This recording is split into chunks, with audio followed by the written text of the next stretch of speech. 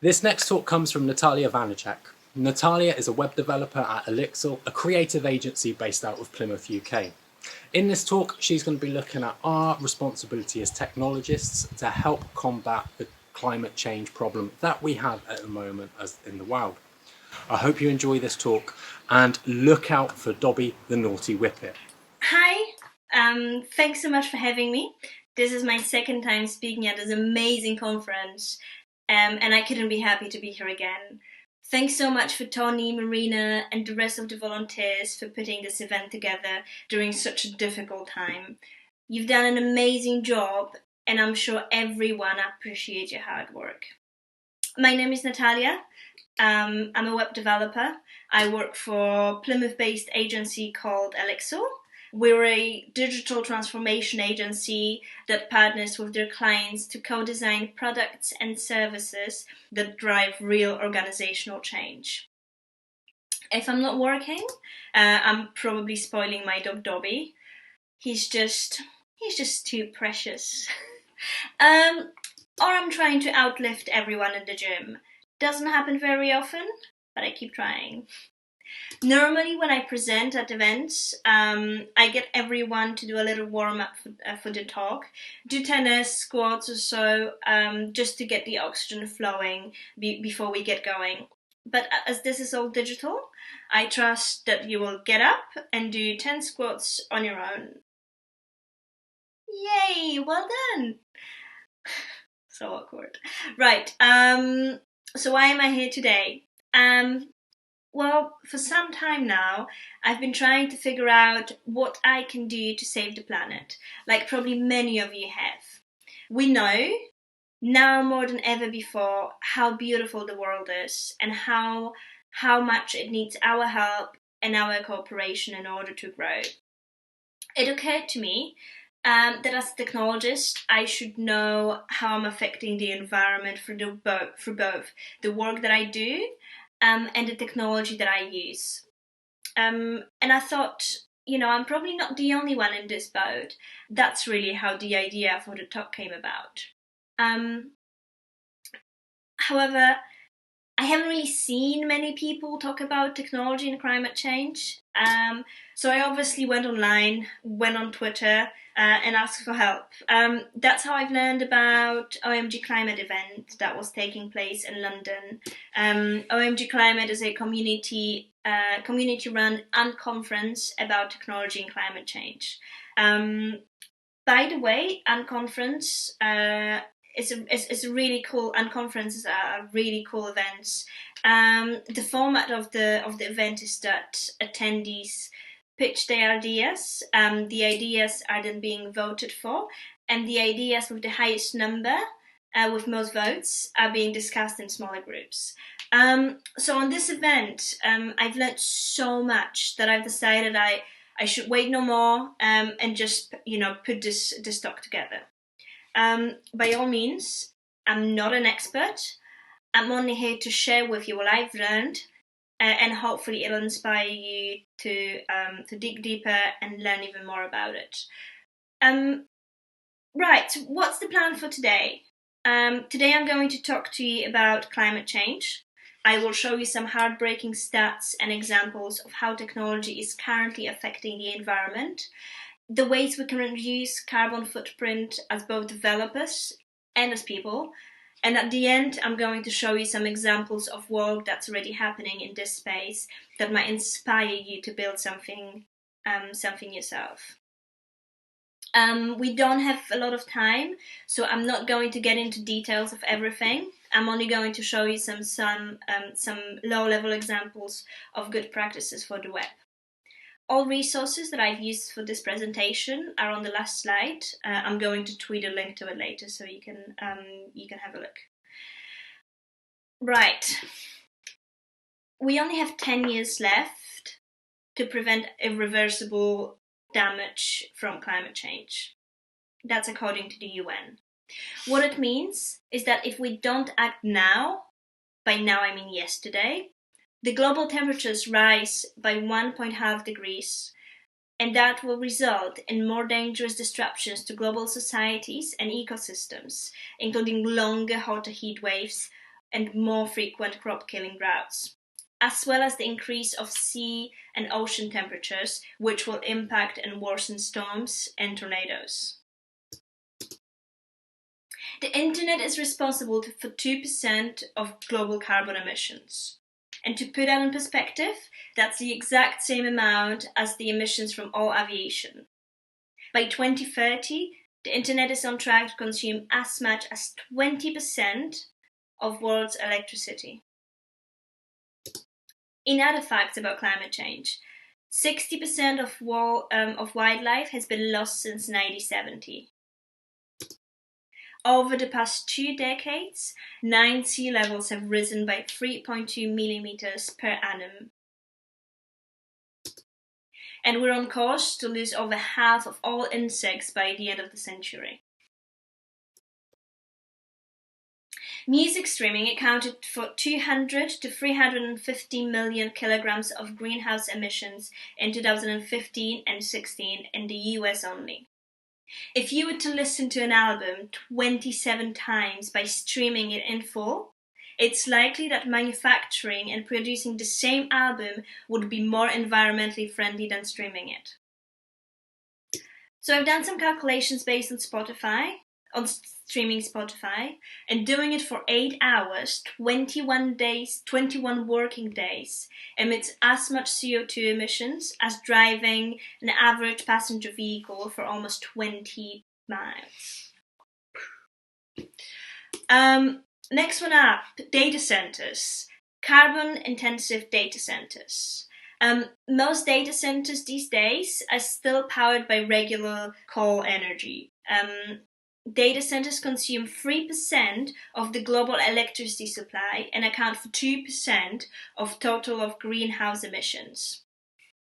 There is this study, it's focused on Japan, and in this study it suggested that Japan's data centers would consume its entire electricity supply by 2030 if its growth continues at today's rate. Excuse me. Unless there will be game-changing breakthrough on data storage, such as development of far superior alternative to silicon, there'll have to be different measures put in place in order to stop the need of more data storage. Those could be restrictions of the amount of internet used, etc.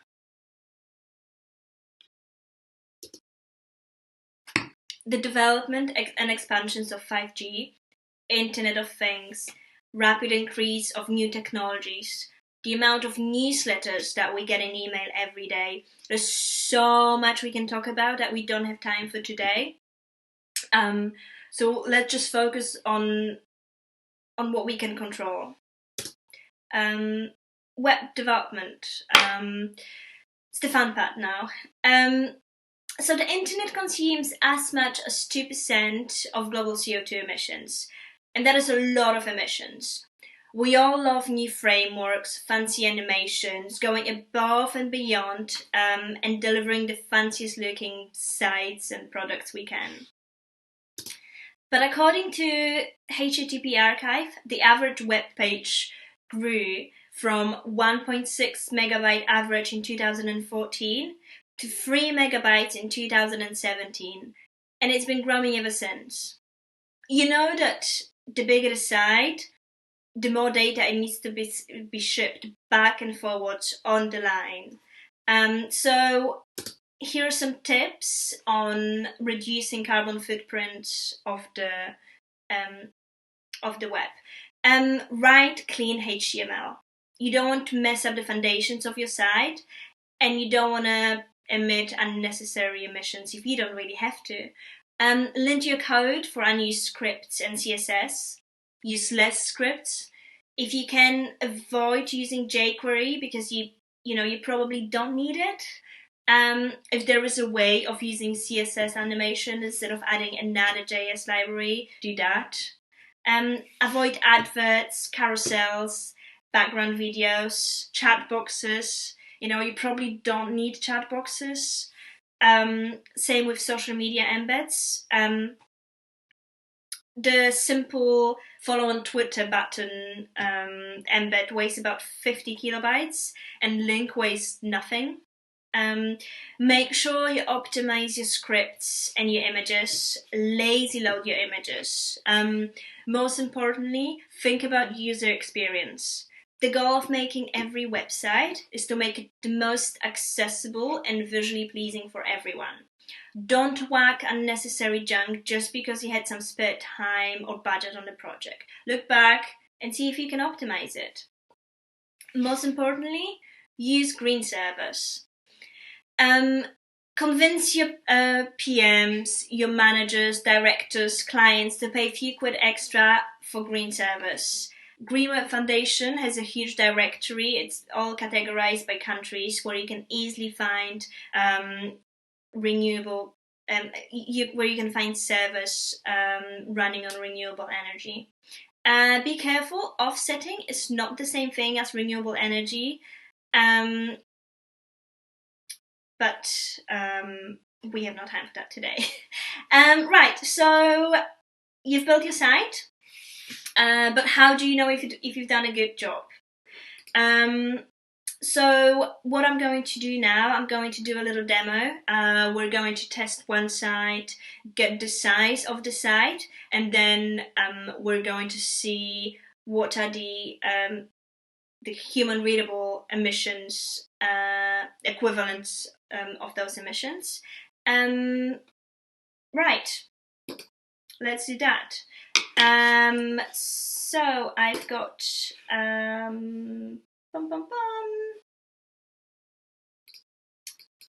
sorry, where is it? Right, let's open this article here.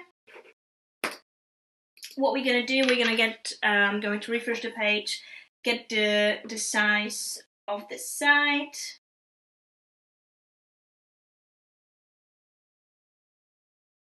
These ads everywhere. Right.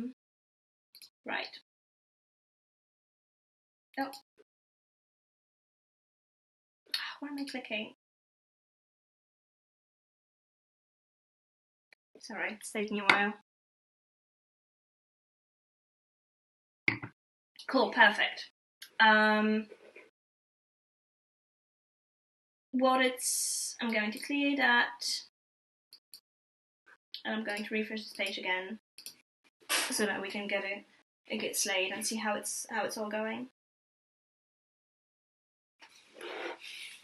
This is a great article, by the way. I would highly recommend checking it out. Right, okie dokie. What have we got here? Still not even half loaded.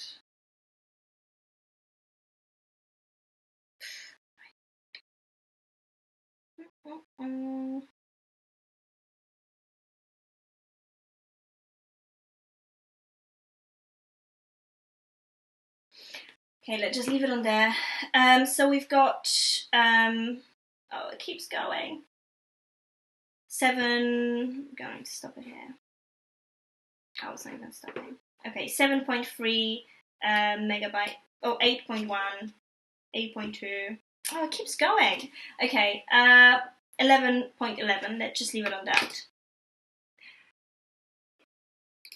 So we have 11.11, it was.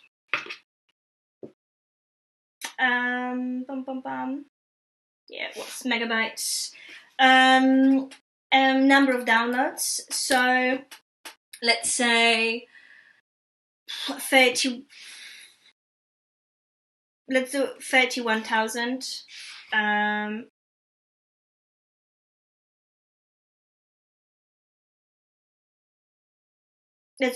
that will be 1,000 visits per day, right? And that results in 419, almost 420 kilos of CO2 emitted per month.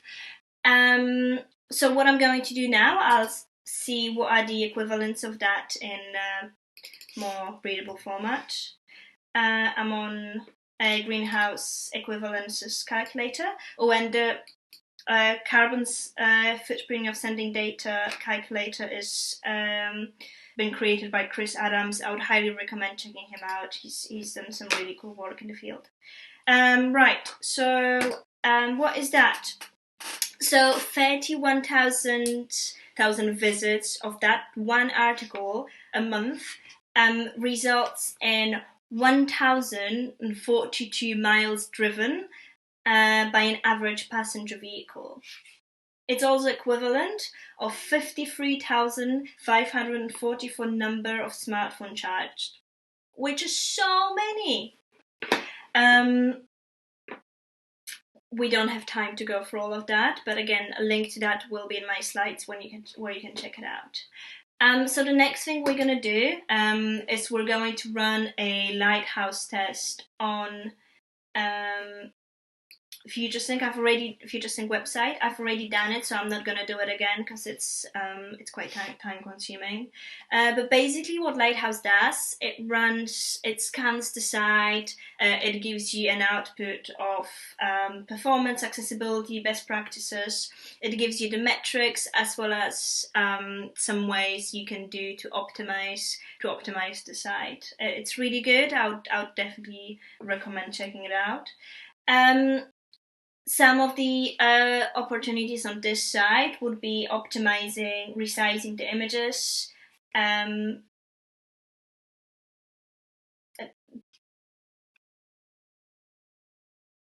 some other bits. I'm not going to get into details. We don't have time. Right, so the next thing I'm going to do, I'm going to check carbon website calculator. I'm going to test how the website is impacting the planet. So what it does, it calculates carbon footprint of the site. It focuses on 5 simple measures. Those are data transfer over the wire. So that's when the page is loaded and it's being multiplied by energy usage. It's based on energy intensity of web data, and then it's divided by total amount energy used by the total annual data transfer over the web. It's based on Nature article. It's linked in on this site. You can check it out. It's also based on energy source used by data centers, so it knows whether you've run it on green or a regular server. It uses Green Web Foundation as a directory base for that. It checks carbon intensity of electricity and website traffic. So according to that test, FutureSync website is, well, unfortunately dirtier than 98% of the web pages that's been tested on here. Don't worry, I've already spoken to Tony about it. And it uses standard energy. And over a year, with roughly 10,000 monthly page views, it produces the equivalent as the same weight as 7.49 sumo wrestlers, and as much as CO2 as boiling water for 152,000 cup of tea. This page also emits the amount of carbon that 52 trees absorb in a year. Right, let's go back to the presentation.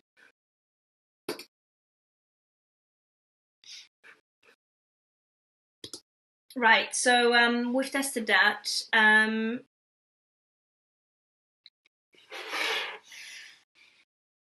Other than that, what you can do, please download your music, your podcast, your shows where you can, instead of streaming them.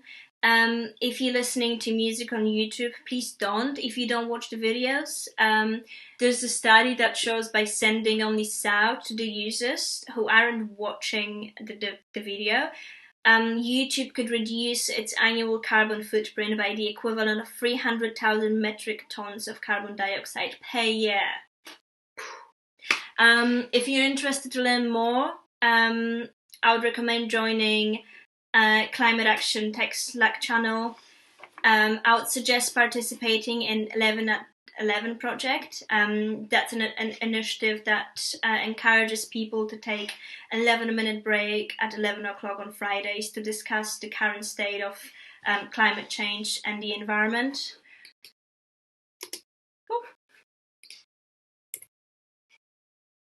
If you want to find some green service, the best place to do it is the Green Web Foundation. And that's the page of Climate Action Slack channel. If you want to measure your own carbon footprint, there is an app, it's currently in beta, called North. It automatically calculates your carbon footprint by connecting to other services and apps in your life. It translates those activities, your activities from these apps to greenhouse gas emissions. Or you could use Carbonalizer. It's a Firefox add-on. It basically tracks all your browsing and how that affects the environment. I think it's important to talk about big companies, big tech companies, because they're all very vocal about what they do and about their policies. But don't be misled by some of them. Amazon, AWS, Amazon, they're very vocal about their policies. They talk about sustainability and how green they are. But the truth is that only about, I think, 5 of their data centers run on renewable energy. And that is really, really bad. There are a lot of people who work for Amazon that are pushing for the change. So hopefully that will happen. Other than that, Google are really good at sustainability and environment policies. All their services run on renewable energy, and it's really, really impressive. Microsoft has recently announced that they're going carbon negative and will reduce more carbon than they have ever emitted in its history as a company. They say they will reduce, that it will hit carbon negativity by 2030 and would have removed the equivalent of its lifetime emissions by 2050. Most importantly, I think we need to realize that less is more. And as per Gervans paradox, we need to be really careful, because the easier we make things, the more environmentally friendly there will be. There is a really big chance that the increased consumption of those things will cancel the initial benefit of this of the efficiency in the first place. So yes, we do only have 10 years to prevent irreversible damage from climate change. But hopefully during this talk you've learned something new. Hopefully there is something you can take home and implement in your day-to-day lives, so that we could all do a little bit to try to save the planet. Stay safe, stay healthy, stay home, and I hope you enjoyed it.